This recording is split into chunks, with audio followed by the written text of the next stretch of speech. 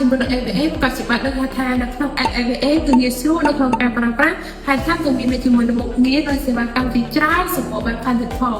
មានតែ AVF មួយដូចជាមានអីគ្រប់យ៉ាងអញ្ចឹងបងប្អូនទាំងអស់នៅក្នុង AVF ក៏មានកន្លែងសម្រាប់ឲ្យបងប្អូនធ្វើសម្រាប់ស្គាល់និងការបរិច្ចាគផងដែរងាយស្រួលណាស់បងប្អូនអាចធ្វើការបរិច្ចាគនិងធ្វើសម្រាប់ស្គាល់នេះមកកាន់សមាគមអមរតកពលកម្ពុជាតាមរយៈ AVF Mobile App របស់ធនាគារ AVF បានដូចគ្នាដើម្បីអាចបរិច្ចាគបានបងប្អូនគ្រាន់តែចូលទៅកាន់ AVF Mobile App ឬជ្រើសរើសកន្លែងទូទាត់ហើយអុចចូលមកខាងក្រោមបន្តិចនឹងឃើញក្រឡំសម្រាប់ស្គាល់និងការបរិច្ចាគជិះទៅលើកន្លែងនេះហើយអុចចូលមកខាងក្រោមបន្តិចទៀតនឹងឃើញសមាគមអមរតកពលកម្ពុជាបងប្អូនអាចធ្វើការបរិច្ចាគមកខាងសមាគមដែលមានភាពងាយស្រួល